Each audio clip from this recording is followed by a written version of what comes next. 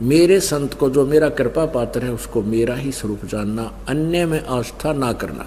अब जैसे एक गणित में एक प्रश्न आता है, उसमें मूलधन निकालना होता है, मूलधन ज्ञात करना होता है। वो मूलधन तो करोड़ों के रूप संख्या में होता है, 8 करोड़ 20 लाख 25,000 इस तरह का। उसको प्राप्त करने के लिए हमने क्या करना होता, उस प्रॉब्लम में, उस प्रश्न में, मान लीजिए मूलधन 100 रुपये। वो करोड़ों रुपए के मूलधन को प्राप्त करने के लिए हमने मानना पड़ता है, मान लीजिए मूलधन 100 रुपये,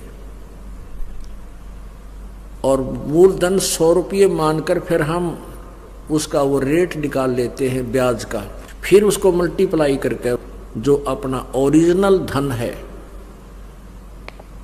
वो मूलधन है, उसको प्राप्त करते हैं। तो परमात्मा रूपी मूलधन को पाने के लिए आप जी ने सपोज करना पड़ेगा, मान लीजिए गुरुजी हमारे भगवान हैं। गुरुजी, गुरुदेव वो भगवान नहीं है जिसको हमने पाना है, लेकिन आपने ये मानना पड़ेगा गुरुजी भगवान है।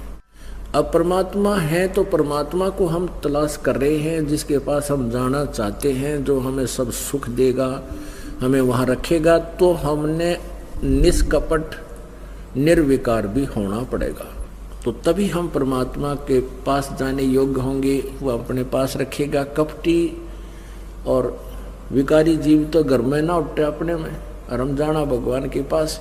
तो आप जी ने एक रिहर्सल करनी है इस दास के साथ पास आकर के, कि जैसे इस दास के स्थान पर परमात्मा है, ये सोच लीजिए।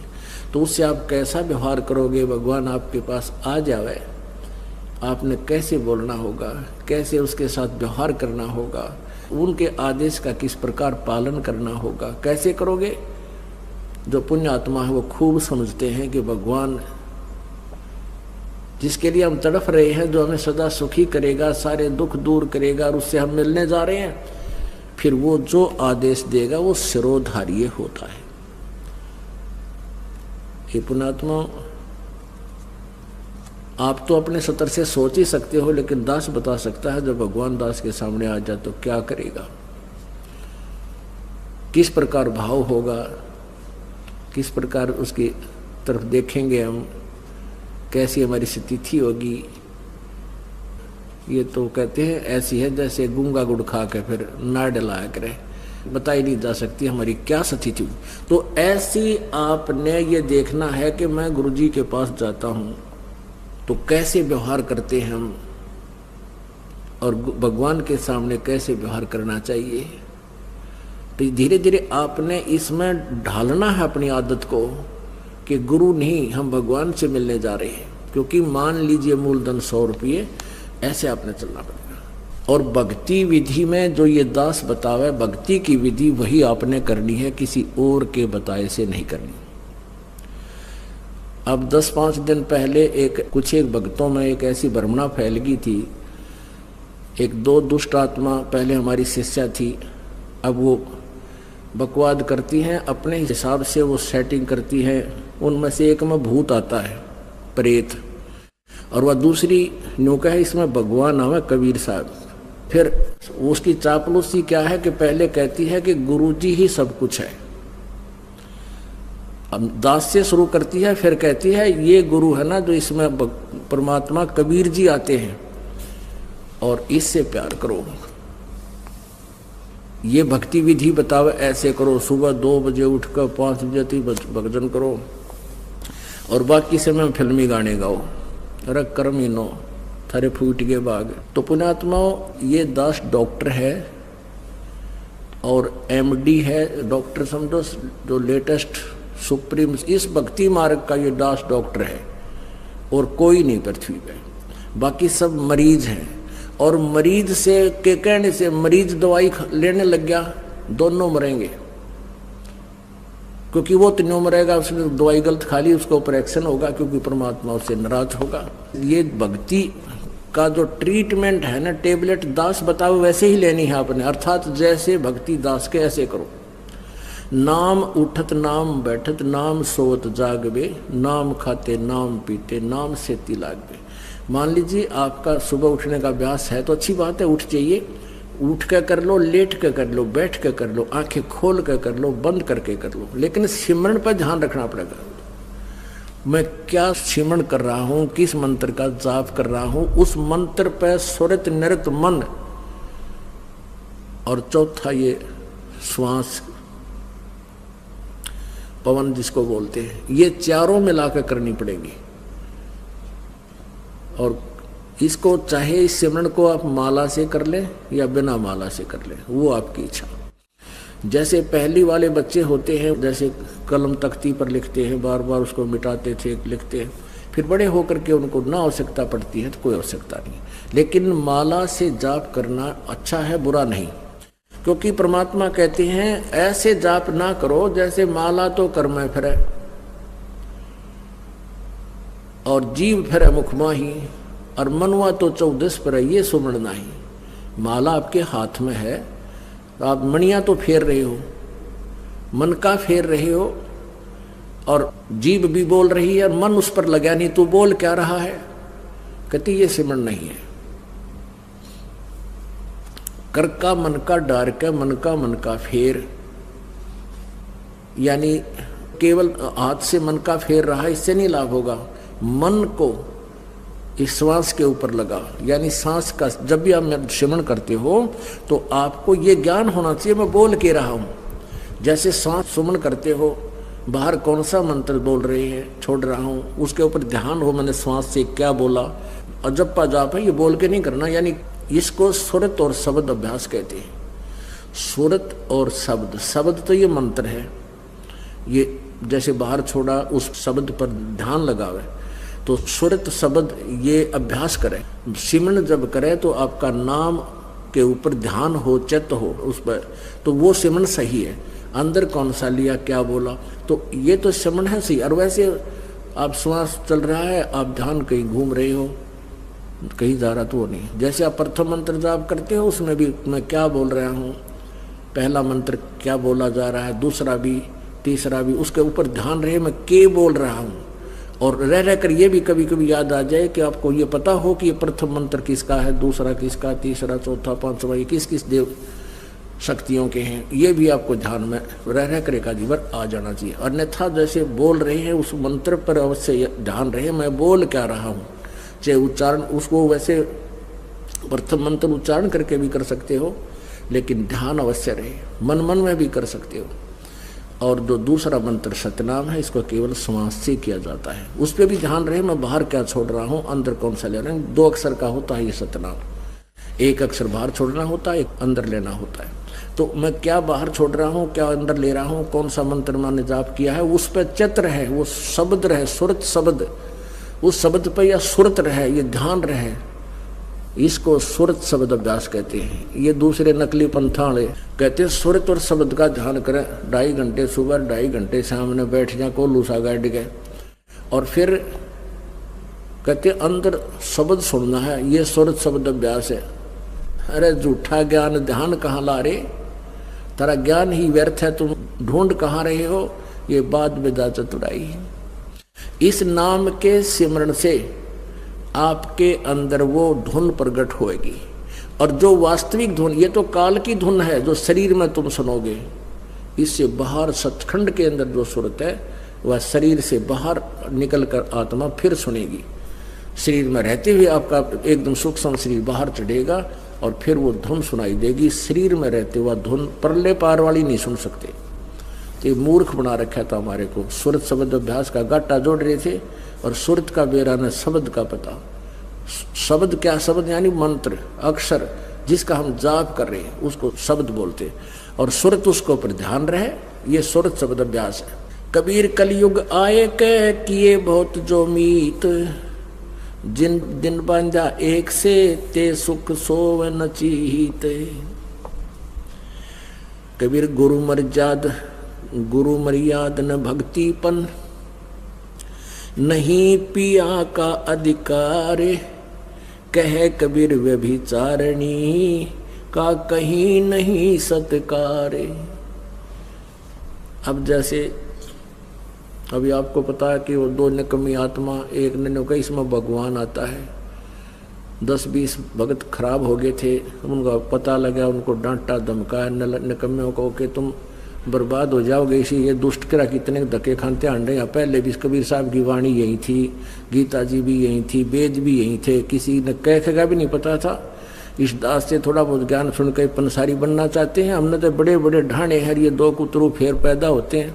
कहते हैं संगत माए कुसंगत उपजा, जैसे बन में बांस, पा किस किस आग लगा दे करे बनखंड का भी नाश। ऐसे दुष्ट टाइप के इंसान होते हैं जो संगत में से कुसंगत उपजती है। जैसे वन के अंदर बांस उग जाता है, वन में बांस होता है बम्बू, वो क्या होता है कि जब तेज हवा चलती है तो ऐसे थपेड़े लगते हैं, वो ऐसे आपस में घिस के और उन बांसों से आग लग जाती है और पूरे दावानल का रूप धारण कर लेती है, पूरे बनखंड को, पूरे जंगल का नाश कर देती है। कहते ऐसी नकमी आत्मा जो होती हैं वो संगत में से कुसंगत उत्पन्न हो जाती है, वो आपस में बकवास करके पूरी संगत का नाश कर देती है।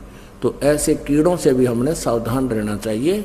कोई भी भक्ति मार्ग का आपको गाइडलाइन दास देगा, अन्य कोई नहीं दे सकता। आप जी ये भी नहीं कह सकते, किसी कोई पूछता आपसे कि सुवर्ण कैसे करूं मैं, दूसरे मंत्र का, सतनाम का, सारनाम का तो आपने जिक्र करना ही नहीं है किसी के सामने। आप नहीं बता सकते उसको कि ये मंत्र बाहर छोड़िए अंदर ले, नहीं तो आप उसके गुरु हो जाओगे, आपका नाम खंड हो जाएगा। आप उसको ऐसे बता सकते हो कि गुरुजी ने मुझे ऐसे बताया, मैं तो ऐसे सेवन करता हूँ। वो भी सतनाम जिसने ले रखा हो, जिसने ले नहीं रखा उसको नहीं बता सकते। जिसने ले रखा है वो कहता मेरे भूल लगी है। और वैसे तो हम यहाँ शुद्ध करा देते हैं, यहाँ भी आपको पूछ सकते हो। वैसे भी जिसने उपदेश ले रखा है, दूसरे ने भी ले रखा, सतनाम दोनों ने ले रखा है, उसको ये नहीं कह सकते आप कि ये पहला मंत्र ऐसे छोड़ दूसरा ऐसे लेती, आपका नाम खंड हो जाए, क्योंकि आप उसके गुरु बन गए। आप उसको इतना कह सकते हो कि गुरुजी ने हमें ऐसे बताया है, ये मंत्र ऐसे छोड़ना है, ये ऐसे लेना है, वो समझ जाएगा दूसरा कि ऐसा मंत्र। और कोई सीधा बताता है तो वैसे भक्ति कर, 2 घंटे 3 घंटे सुबह कर, फलाना कर, ये मंत्र ऐसे कर, वो तुम्हारा गुरु बन गया। वो दुष्ट आत्मा ने तेरा भी नाम खंड कर दिया और भक्ति नाश होगी आपकी। तो इस प्रकार के जो मिस हैपनिंग आपके साथ होती है, आपकी भक्ति के ना करवा देती है। उसके लिए आपने पुनरुपदेश लेना पड़ता है, परमात्मा रजा बख्श देते हैं। कहते हैं कबीर गुरु मर्यादा ना भक्तिपन और नहीं पिया का अधिकार। यानी जब दूसरे पर आस्था होगी तो आप अपने मालिक से ऑटोमेटिक कट गए, परमात्मा से। परमात्मा कबीर जी कहते हैं कि गुरु गोविंद दोनों खड़े किसके लागू पाए, और बलिहारी गुरु अपना जिन गोविंद दिया मिलाए। मान लीजिए उस दुष्टा में, उस ढेडनी में बड़ी बात करते हैं, कबीर जी आते हैं, वैसे तो भूत आता उसमें कत्ती जैसे ये। तो परमात्मा ये कहना चाहते हैं गुरु भी खड़ा है और मैं भी आके खड़ा हो जाऊं, यानी मेरा कृपा पात्र संत जो तुम्हारे संपर्क में है वो और मैं साथ में दोनों खड़े हो जावा। तो तुमने मुझे नहीं अपने गुरु जी को स्वीकार करना, प्रणाम करना है। तो मैं तुम्हें पसंद करूंगा, तब मैं तुझे चाहूंगा, तब मेरे अपने मानूंगा। नहीं तो तुम्हें कोई भी भ्रमित कर देगा मेरे रूप में आके। आपने गुरु जी के अतिरिक्त किसी को नहीं आदर देना, भगवान को भी नहीं देना, मतलब यहाँ तक कह दिया। जब उस मान लीजिए उस दुष्टा में कबीर जी आते तो भी मना करते हैं कि नहीं तो गुरु जी को भी मानो, और जो दुष्ट आत्मा उनके पास जाते हैं वो तो उनको भक्ति नाम का अंश नहीं, उनका भट्ठा बैठ गया। तो ऐसे हमने कहते हैं जैसे माता गर्भ को रख यतन बना और ठेस लगे तक्षीण हो जाती रही, ऐसे भक्ति जा। जैसे किसी बहन को मुश्किल से गर्भ रहा हो कई वर्षों में, फिर वही जानती है कि किस प्रकार इस लाल को, इस बच्चे को परिपक्व करना है। सपने में भी डर लगता है कि कहीं करवट बदलते समय बालक पर दाब ना आ जा, मेरा गर्भ खराब हो जा। कितनी चिंतित रहती है, ऊंचे नीचे पर पैर ना टिक जा, भगवान कहीं खान पीन में ऐसी गर्म वस्तु ना खा लूं जिससे मेरा बालक खराब हो जाए। तो इतना डर कर आपने इस भक्ति रूपी गर्भ को प्रफुल्लित करना है। जैसे माता गर्भ को रख यतन बना और ठेस लगे तो छन हो तेरी, ऐसे भक्ति जा। नारी कहावे पीव की रहे और संग सोए, जार सदा मन में बसे खसम खुशी क्यों होवे। देख कितनी गहरी बात बताई जाता ने। नार कहावत पीव की, और कहते हैं रह और संग सोए, और जार सदा मन में बसे फिर खसम खुशी क्यों होए। आन उपासना, अन्य के अंदर आस्था नहीं रखनी। जैसे परमात्मा कबीर जी आए थे, 64 लाख शिष्य थे उनके उस समय, उन्होंने कभी नहीं बताया कि मेरे स्थान में किसी और में भगवान आवे है, उसमें जाकर पूज लो। अब उन दुष्टा ने के बका रखे ये बालक कि गुरु जी ने कहा है कि तुम ऐसे करो और ऐसे करो और उसको भगवान मानो, और गुरु जी का अगर नहीं बताना नहीं, वो नाराज हो जाएंगे। इन मंदबुद्धियों ने यह भी मान ली गुरु जी का आदेश। पीछे से 10-20 दिन यह बकवास चली थी, अब सेट हो गया। गुरु जी का मेरा आदेश, और मेरे सामने आप कहो कि क्या आपने ऐसा बोला है, और मैं नाराज हो जाऊंगा, यह भी स्वीकार होगी। तो ये ऐसे कुसंगत होती है, वो बर्बाद करती है उन्हीं को जो मंदबुद्धि होते हैं। नहीं तो ज्ञानवान तुरंत सोच लेते ये कोई बात है। इतने दिन हो गए गुरुजी ने, 15 साल हो गए, मैं नाम देते न, किसी को ऐसा कुछ कहा नहीं, कोई ऐसी दोगली बात करी नहीं। तो उन दुष्टों ने ऐसी चाल चली कि गुरुजी का आदेश बता दिया, सब बेचारे 10-20 ये उनके द्वारा बताएगी क्रिया करने लगे, तो हमारे उसे खत्म हो गए भगवान के अकाउंट से। अब उनको पता लगा, सभी अपना क्षमा याचना कर रहे हैं। 10-20 खराब हुए थे, फिर सेट हो गए, उनको नाम दे दिया। तो परमात्मा कहते हैं कि एक तरफ तक गुरुजी मुझे कह रहे हैं और फिर दूसरे के पास आस्था रख रहे हो, तो उसके विषय में क्या बता रहे हैं कि नार कहावत पीव की, और रह और संग सोए। आस्था किसे में और नकली गुरु किसे मान रही, ऊपर ले मनते। और कहते हैं जार सदा मन में बसे, आस्था तुम्हारी दूसरे में हो गई है, तो फिर खसम खुशी क्यों होए। वो परम पिता परमात्मा धनी हमारा क्यों कर राजी होगा। कहते हैं सेज बिछावे सुंदरी अंतर पर्दा होए, और तन सौंपे मन दे नहीं कदे न सुहागण होए।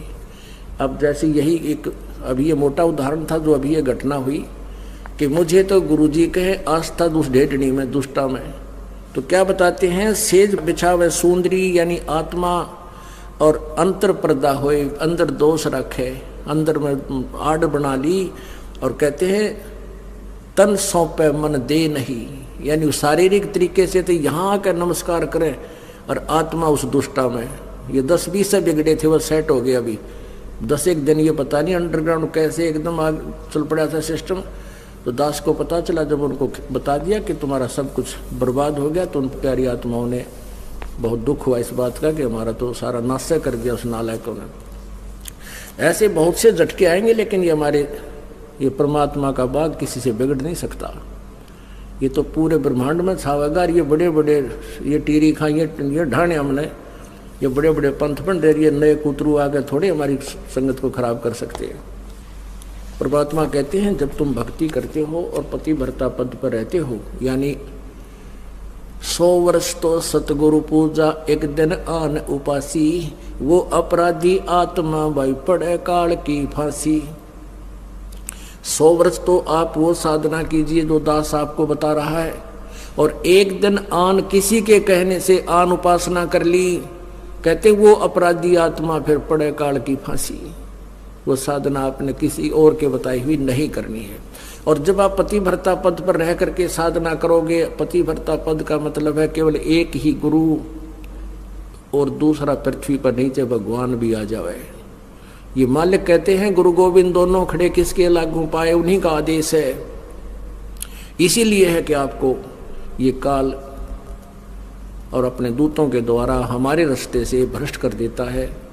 फिर कुछ दिन आपका पुण्य आपके साथ होता है, वो पहले किया हुआ जो इस सतभक्ति का, तो वही आपको देता रहता है। आप सोचते हो मुझे कुछ हानि भी नहीं हो रही है, गुरुजी भी त्याग दिया है और मैं अब साधना भी अपने हिसाब से ही कर रहा हूँ, तो पिछला पुण्य जब तक चलेगा। वह बैटरी जितनी चार्ज होगी थी, चार्जर हट गया, चार्जर हटा देने से बैटरी फिर भी काम करती है, इन्वर्टर के पंखे बल्ब फिर भी जगते रहते हैं, लेकिन आगे चार्जर ठीक ना लगने से फिर एकदम सभी आपदाएं आएंगी, सभी बल्ब भी बंद हो जाएंगे, चश्मे ट्यूब बंद हो जाएंगी, पंखे भी नहीं चलेंगे क्योंकि वो डिस्चार्ज होगी।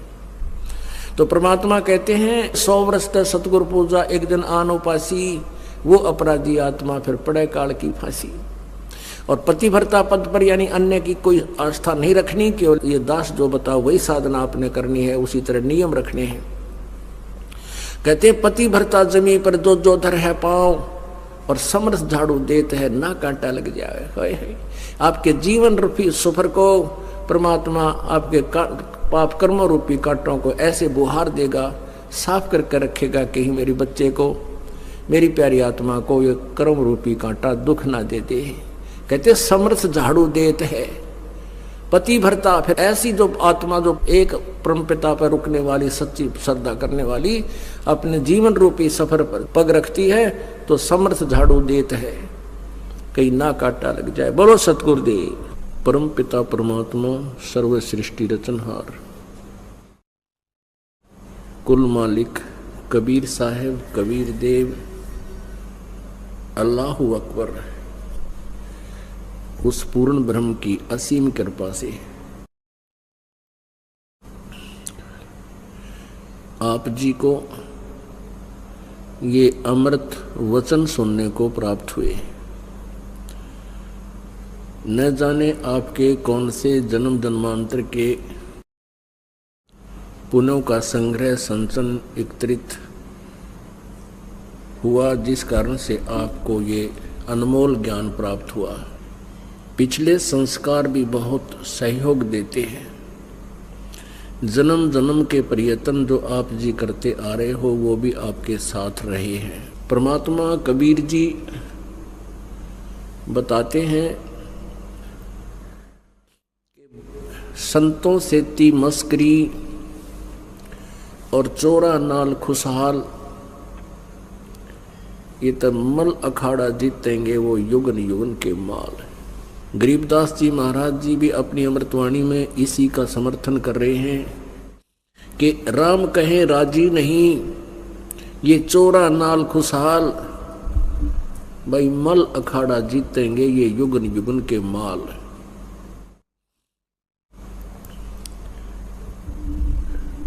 संतों के साथ तो बकवाद करते हैं और स्वयं शास्त्र विरुद्ध साधना करते हैं। संतों के साथ तो मजाक करते हैं, विरोध करते हैं और स्वयं शास्त्र विरुद्ध साधना करते हैं। प्रत्येक वर्ष जो ये कावड़ लेने जाते हैं, ये शास्त्र विधि को त्याग कर इनका मनमाना आचरण है। और प्रति वर्ष 100-150 व्यक्ति एक्सीडेंट में मारे जाते हैं और फिर भी ये भोली आत्मा अगले वर्ष उमड़ कर जाती है और अधिक से अधिक जाती है। अभी 10 वर्ष पहले, लगभग 10 वर्ष पहले एक ऐसी भयंकर घटना घटी थी वहां नीलकंठ के ऊपर। यही कावड़ लाने का समय था और श्रद्धालु उमड़ कर गए हुए थे और अधिकतर वहां जाते हैं जहां नीलकंठ बना हुआ है। एक मंदिर बना हुआ भगवान शिव जी का बहुत ऊंचे पहाड़ के ऊपर।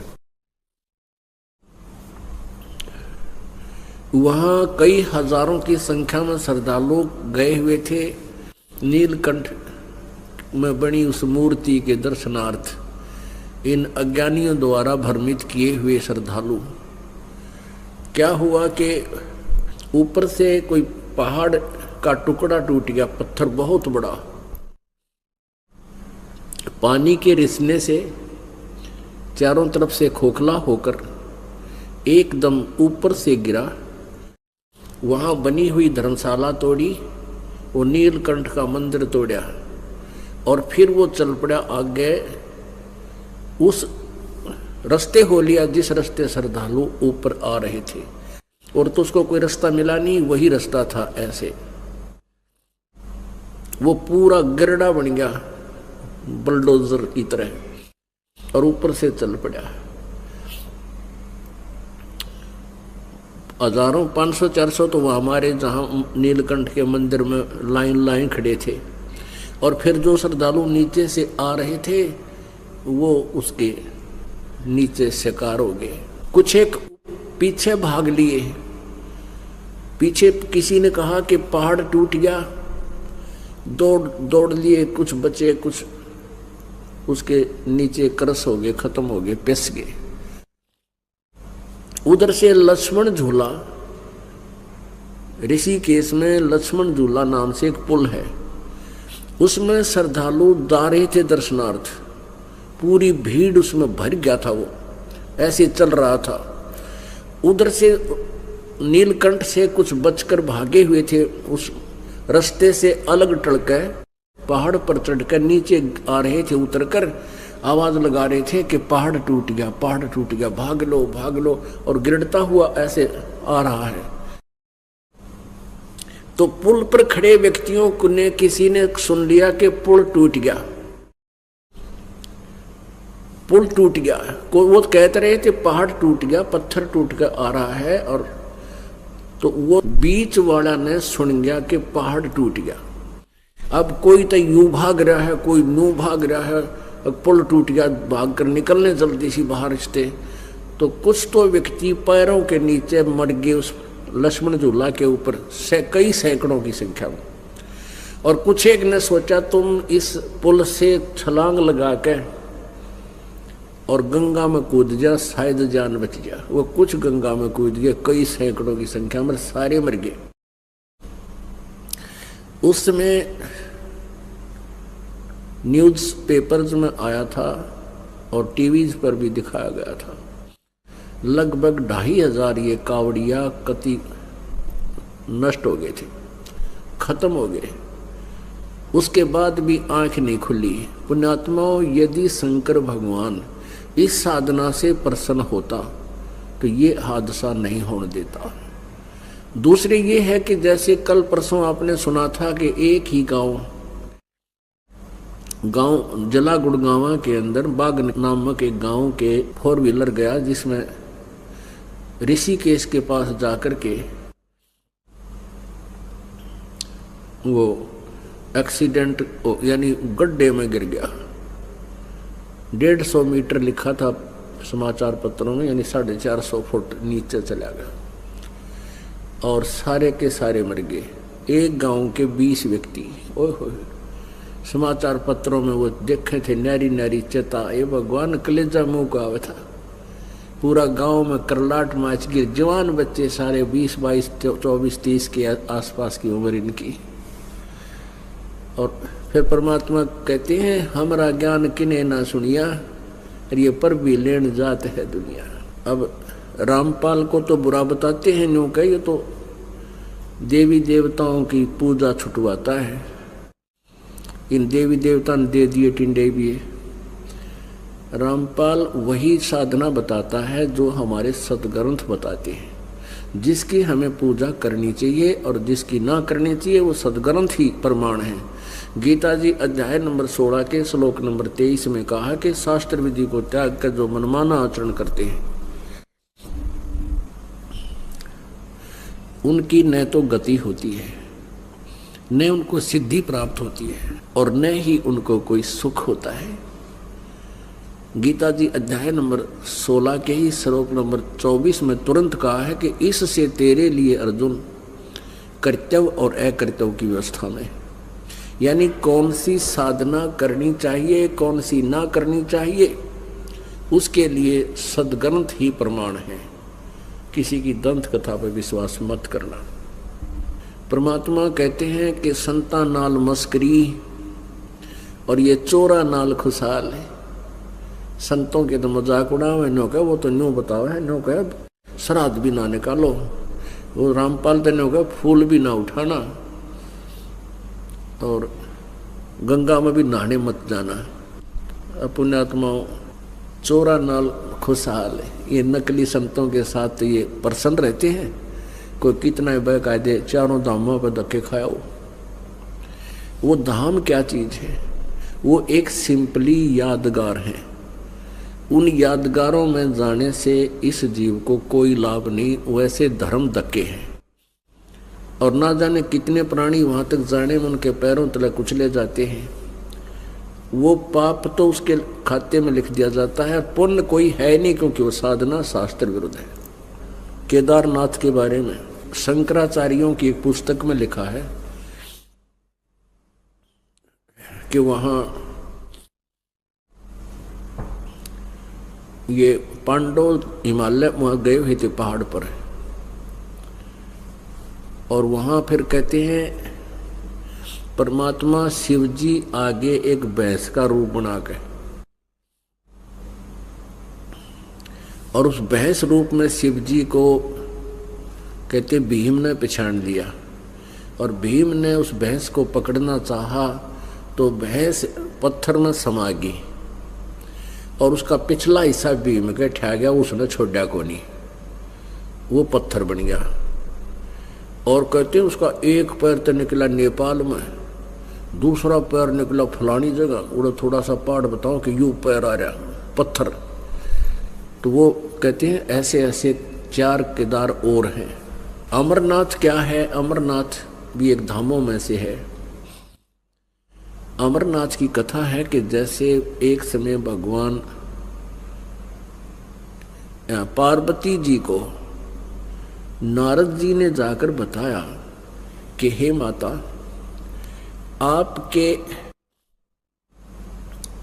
आपके 107 जन्म हो लिए, आपके 107 जन्म हो लिए, आप मृत्यु को प्राप्त हो जाते हो, पुनर्जन्म लेते हो, शिव जी से फिर विवाह करते हो, और जन्म और मृत्यु का एक भयंकर कष्ट आप झेलते हो, गर्भवास में भी आप कष्ट उठाते हो। और भगवान शिव जी के पास एक ऐसा मंत्र है, यदि वो आपको मंत्र जाप बता दे तो आप अमर हो जाओगे जब तक भगवान शिव जी रहेंगे, आप उनके साथ ही प्राण छोड़ोगे।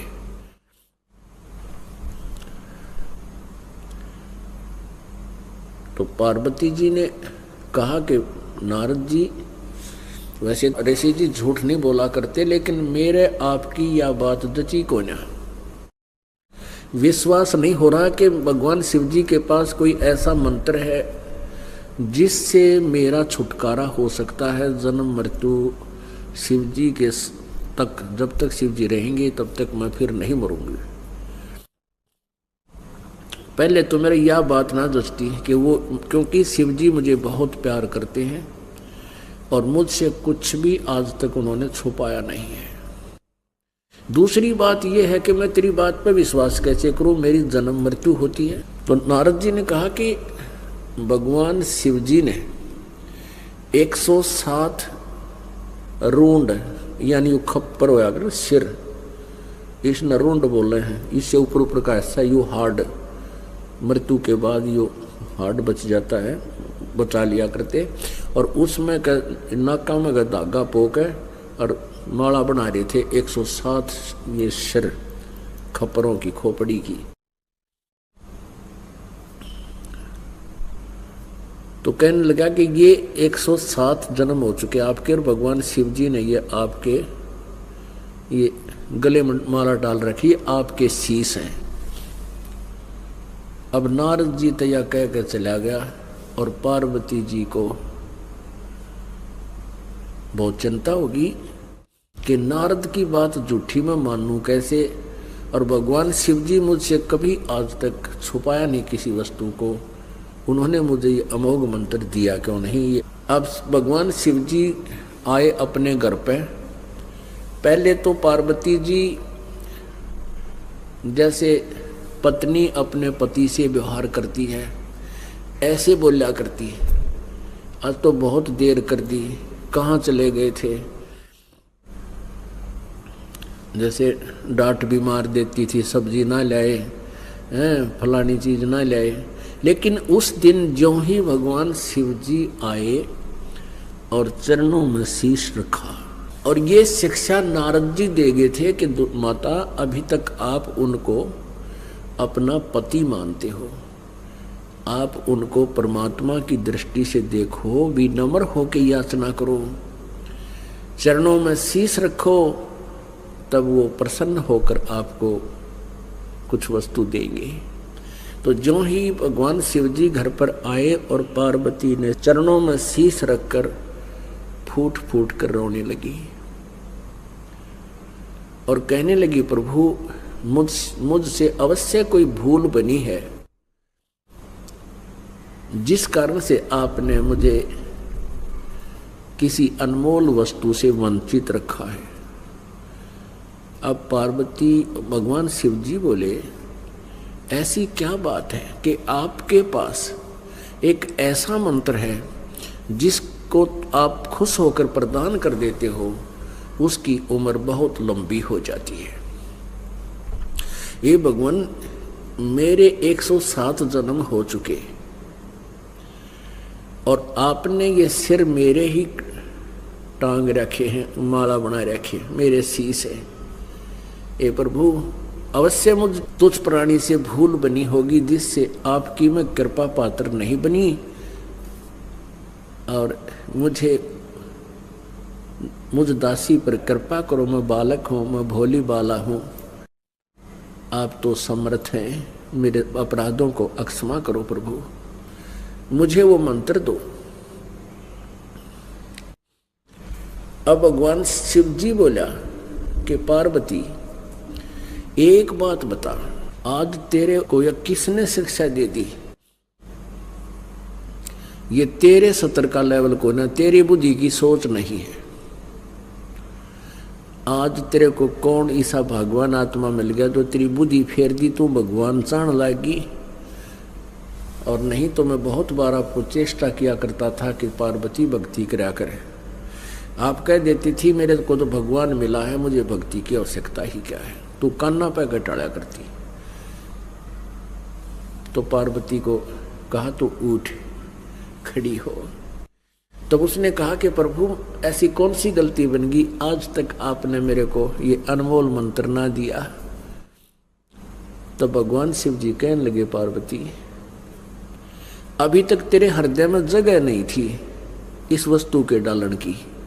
जैसे एक सीप होती है, जिस एक प्राणी होता है, सीप बोल रहे हैं उसको, और उस सीप के अंदर मोती बनता है, और वो मोती बहुत कीमती होता है और बड़े सेठ साहूकार ही उसको प्राप्त करते हैं, और वो माला में डाला जाता है, सच्चे मोतियों की माला बनाई जाती है, वो बहुत कॉस्टली होती है। तो वो मोती कैसे बनता है? एक सीप प्राणी होता है, जैसे ये शंखले होते हैं, आपने देखे होंगे तालाबों पे शंख देखा हो बजाते हैं मंदिरों में, इसी प्रकार का दृढ़ शरीर वाला एक प्राणी होता है जिसको सीप बोलते हैं। लेकिन वो सीप चपटा सा होता है, ऐसा गोल नहीं होता, लेकिन क्वालिटी शरीर की ऐसी ही होती है, हार्ड सा।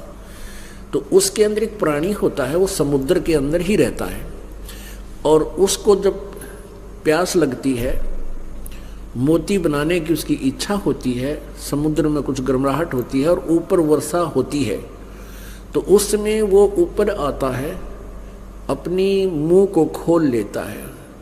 जब मुंह खुला हो और ऊपर से वर्षा का संयोग हो जा, तो आसमान से स्वाति बूंद को लेकर, ऊपर की आसमान की बूंद को, वर्षा के जल को लेकर वो मुंह बंद कर लेता है, तो उसमें मोती बनना शुरू हो जाता है। और जब वो मुंह खुला ना हो, सीप भले ही ऊपर हो, चाहे सारा सामन बरस जा, उस सीप में मोती नहीं हो सकता। तो भगवान शिव जी कहने लगे, पार्वती, अभी तक तेरे अंतःकरण रूपी सीप का मुंह बंद था। मैं बहुत ट्राई करता था कभी ये प्रेरित हो, मैं कथाएं भी सुनाता था, भगवान की भक्ति करनी चाहिए, मैं भक्ति के बिना इस जीव का कोई यूज नहीं शरीर का, लेकिन आपने मेरी एक नहीं सुनी, इसलिए मैंने आपको ये अनमोल मंत्र नहीं दिया। ये वस्तु ऐसे खराब करने की नहीं थी। आज तेरे अंतःकरण रूपी सीप का मुंह यू किसने खोल दिया? ऐसा कौन भगवान प्राणी आ गया, तेरी बुद्धि बदल गया? तो पार्वती जी कहने लगी, मुझे नारद जी आए थे और उन्होंने ये बताया, और मैंने नारद जी की बात पर शीघ्र से विश्वास नहीं हुआ। क्यों नहीं हुआ? क्योंकि आपने आज तक मेरे से कोई वस्तु छुपाई नहीं। मैं नारद जी की बात को कैसे मान लूं? क्या फिर कहती है क्या परमात्मा, जब मैं मर जाती थी आप मेरे प्रेम में, वियोग में रोया नहीं करते? अब भगवान कहता है कि मेरे साथ जो बीते थी वो मैं जानू, पार्वती तुझे ज्ञान नहीं। एक बार राजा दक्ष के यहाँ तेरा जन्म था, उसमें तूने राजा दक्ष के हवन कुंड में छलांग लगा के आत्मदाह किया था। उसमें मैं तेरे इस अर्ध जले शरीर को, क्योंकि शिखर निकाल ली गई थी तो मांस तो जल गया सारा, हार्ड अस्थि पिंजर रह गया था। मैं तेरे अस्थि पंजर को सीने से लगा के 10,000 वर्ष तक गौरी गौरी करता, पार्वती पार्वती करके पागल हो गया था। वो तो भगवान का सुदर्शन चक्कर आया, उसने शीश काट दिए, उसके टुकड़े टुकड़े कर दिए। तो पुण्यात्माओं, जहाँ जीभ पड़ी वहाँ ज्वाला जी थोड़ी बहुत जो बच रही थी, और नैनों का टुकड़ा जो कवर पड़ा वहाँ नैना देवी, और जहाँ ये शेष धड़ पड़ा अस्थि पंजर वहाँ या वैष्णो देवी। ये मंदिर बना दिए। ये बनाई थी यादगारें कि आने वाले समय में एक कब्र ऐसे मंदिर सा बना दिया कि आने वाले समय में श्रोताओं को ये विश्वास ना हो कहीं कि पुराण में ये कथा लिखी है कहीं झूठी हो। तो वो थे तनु यादगार बना रखी थी। अब वहाँ इन पूजा शुरू कर दी, घंटी बांधे उड़े जय माता जी सारे बोलो जय माता जी। अब वहाँ ना माता जी, वहाँ तो एक यादगार है, एक मूर्ति दे रखी है उसकी। और अन्य बार भी तू जितनी बार मरी है मैं बहुत तड़फा और रोया, लेकिन ये ऐसा अनमोल मंत्र है मैं तुझे दे नहीं सका, क्योंकि तेरी रुचि बिल्कुल नहीं थी। आज तेरे अंतःकरण का मुंह खुल गया, तेरा कोई पूर्व पिछला संस्कार उदय हो गया। तो कहा कि चल ऐसे स्थान पर ये नाम दूंगा जहाँ कोई पक्षी पशु जीव जंतु भी हमारी इस अमर कथा को ना सुन ले। पुण्यात्माओं, आम व्यक्ति जो भक्ति से संबंधित नहीं है, परिचित नहीं है, वो क्या कहता है कि तुम्हारे गुरुजी ये संत जन नाम सार्वजनिक क्यों नहीं करते, ये गुप्त क्यों देते हैं। अब उनको ज्ञान नहीं, क्योंकि ये मंत्र परम संत के मुख से जब दिया जाता है और कोई ऐसा वैसा व्यक्ति भी ले लेता है तो उसके अंदर भी सिद्धियां शक्ति आ जाती हैं, और फिर वो उन सिद्धि शक्तियों का दुरुपयोग करके राक्षस बनकर और विरोधी बन जाता है जनता का। वो बहुत हानिकारक सिद्ध हो जाता है। इसलिए इस मंत्र देने से पहले आपको इतना नॉर्मल किया जाता है, इतना नरम बनाया जाता है, ताकि आप भगवान से डरने लग जाओ और आप किसी के साथ इस मंत्र को प्राप्त करके दुरुपयोग ना करें। और फिर आप किसी और को बताओगे, ये भी मना किया जाता है कि आप इसको किसी को नहीं बताओगे।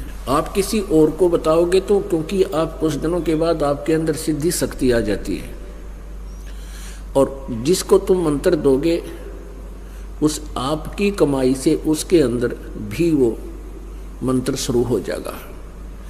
आपकी कमाई खत्म होने लग जाएगी और आप गुरु पद को प्राप्त हो जाओगे। दोनों के भक्ति का विनाश होना शुरू हो जाएगा। इसलिए न तो आप किसी को ये मंत्र दे सकते और न ही इस संत को इस मंत्र को संत सार्वजनिक कर सकते। ये परमात्मा का दोष बन जाता है, फिर अपराधी बन जाते हैं। ये नियम है। तो इसलिए भगवान शिव जी ने कहा कि चल पार्वती, ऐसे स्थान पर चलते हैं जहां अपनी इस वार्ता को कोई ना सुन सके। तो कहाँ गए? जहां आज वो अमरनाथ का मंदिर बना रखा है। भगवान शिव जी ने एक ऐसा स्थान देखा, वहां पर एक सूखा वृक्ष था। सूखा वृक्ष था जिसके पत्ते नहीं थे, टहनी और उसका तना शेष था उसमें। उसके खोगर में, उसके अंदर जैसे पुराने सूखे हुए वृक्ष होते हैं, उनके एक शरीर के उसके तने के अंदर सुराख सा होता है, उसको खोगर बोले। उसके अंदर एक मादा तोता ने अंडे दे रखे थे और भगवान शिव जी ने उसी वृक्ष के नीचे अपना डेरा ला लिया कि यदि हम हरे वृक्ष के नीचे बैठूंगा तो हो सकता है कोई पक्षी भी आकर बैठ जाए, मैंने दिखाई ना देगा। इस सूखे पेड़ के नीचे बैठूंगा तो कोई पक्षी भी आओगा तो मेरी दृष्टि पड़ जाएगी। उससे पहले भगवान शिव जी ने अपने हाथ से ऐसे 3 ताड़ी मारी, 3 बार ऐसे हथेली बजाई। उनकी आवाज इतनी भयंकर थी कि आसपास के पक्षी पशु उड़कर पक्षी दूर भाग गए। उस खोगर के अंदर अंडे स्वस्थ थे, उन अंडों से बच्चे बनकर भी वो तोते के बच्चे उड़ गए, लेकिन एक गंदा अंडा था और वो गंदा अंडा वहीं रह गया। और उस अंडे का जिस प्राणी का संयोग था वो जीव आत्मा भी उस गंदे अंडे के चिपकी रही। अपन आत्माओं, ये तत्व ज्ञान है, ध्यान से सुनना, विचार करना। जैसे इन नकली संतों ने, ब्राह्मणों ने, गुरुओं ने ये फूल चुनने की आदत डाली, रिवाज डाली, इसका क्या कारण था? क्या होता है कि हम जहाँ भी रहते हैं उसके अंदर इतने लीन हो जाते हैं, उसके साथ हम इतना मोहित हो जाते हैं, उस पर आसक्त हो जाते हैं, उस वस्तु को हम जल्दी से भूलते नहीं। जैसे वो गंदा अंडा हो गया था लेकिन उसमें जीव था, वो जीव, अंडा गंदा हो गया लेकिन जीव वहीं रहा, उसके चिप क्या रहा कि मेरा शरीर है, मेरा बॉडी है, मेरा अंडा है। जो भक्तिहीन प्राणी मृत्यु को प्राप्त हो जाते हैं उनको सभा कर दिया जाता है। उनके जो अस्थि पिंजर होती हैं, हड्डियां, जलने के बाद भी कुछ जलती नहीं, कितनी फूंक ले उन्हें बस रह जाती थोड़ी बहुत। जिस समय वो प्राणी यहाँ से गया शरीर छोड़कर, फिर ऊपर गया धर्मराज के लोक में, वहां जाने के बाद उसके संस्कारवश उसकी मान लीजिए प्रेत योनि हो जाती, तो वापस वो अपने घर आता है। घर आता है तो देखता है कि यहाँ तो तेरा शरीर नहीं है, वो ये चाहता है कि उसी शरीर में फिर प्रवेश हो, मेरा शरीर है। तो वहां से फिर वो जाता शमशान घाट पे, वहां जाकर देखता है कि तेरा शरीर यहाँ जला दिया, तो उसकी जो अस्थियां पड़ी होती हैं तो वो उनके चिपक जाता है कि मेरा शरीर है, मेरी अस्थियां हैं, मेरी हड्डियां हैं। और ये जंतर मंत्र करने वाले सेवड़े जो होते हैं, ये तांत्रिक, उन हड्डियों को उठा लाते हैं और वो प्रेत, उनका चिपका हुआ प्राणी उनके आ जाता है, फिर उसको वो काबू कर लेते हैं। फिर वो दूसरों पर प्रयोग करते हैं, उनके अपने भी कर्म बिगाड़ते हैं, दूसरों का भी वो दुख देते हैं और उस प्राणी को भी और पापी बनाते हैं। तो इस तरह की क्रिया के जानने वालों ने यही विकल्प ढूंढा कि इस राख न ठाके, इन अस्थियों को ठाके, इन फूलों को चुग के और ऐसे गहरे पानी में डाल दो कि ये उस आने वाले प्रेत को कहीं ढूंढे भी ना मिले। उनकी यह सोच थी। तो फिर वो यहाँ से चला जाएगा धक्के खा के, घर में उसके ठिकाना ना और उसका शरीर वहाँ पाना ना, तो फिर वो कहीं और चला जाएगा, तुम्हें दुख ना देगा तुम्हारा जो मृत्यु को प्राप्त हुआ प्राणी। तो इसलिए ये फूल चुगा करते, बता इस तक के मोक्ष हो गया। और फिर वहाँ डालने जाते, उसकी और क्रिया बता दी, यहाँ से करो, ऐसे करो, जब जाकर इसकी गति होगी, वो एक बीमारी और हमारा ला दी। तो ऐसे ही वो प्राणी चिपका हुआ था, वो जीव चिपका हुआ था उस गंदे अंडे के साथ में।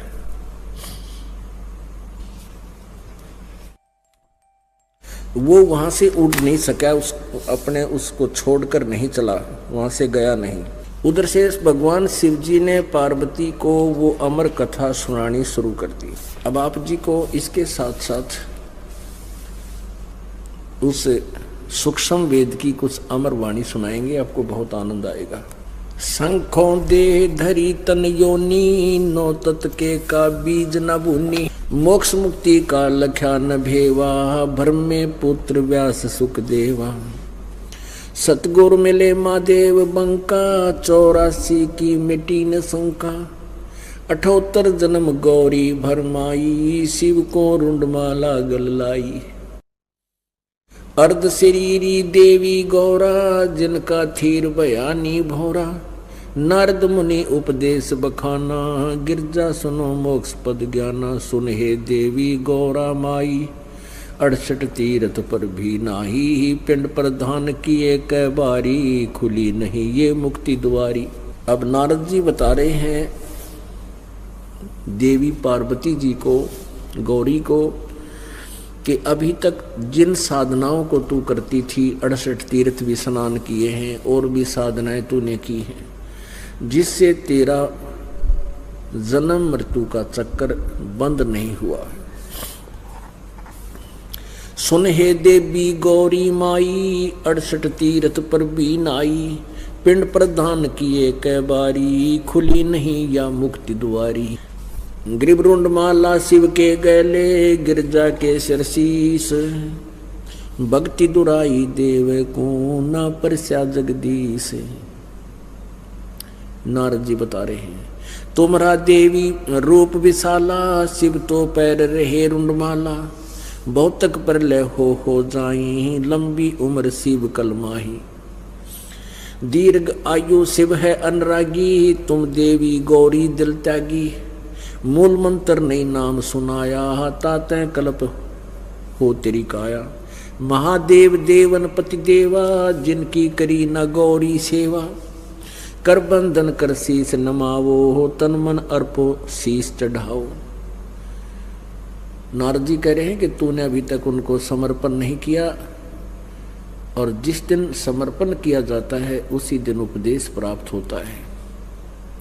परमात्मा भी कहते हैं अपनी अमृतवाणी में कि तन मन धन अर्प गुरु सेवे, हो गलतान उपदेश ही लेवे। यानी जिस दिन आपको उपदेश मिल गया उसी दिन आपने समर्पण कर दिया। इसके बाद के जो समर्पण की बकवास कोई करता है वो निकम्मी आत्मा है, उसको कोई ज्ञान नहीं। तन मन धन अर्प गुरु सेवे, हो गलतान उपदेश ही लेवे। गुरु से जब दीक्षा मांगे और तन मन धन धरे धन आ गए, यानी सब कुछ समर्पण कर दे, निष्कपट भाव से लग जा, वो समर्पण होता है। ये बकवादियों ने पता नहीं कहाँ से बकवाद शुरू कर दी थी। समर्पण बोला आज समर्पण करो, अरे इतने दिन वैसे ही खो दियो, बुद्ध हुआ तुमने। आज क्या का समर्पण? समर्पण उस दिन होता है जिस दिन नाम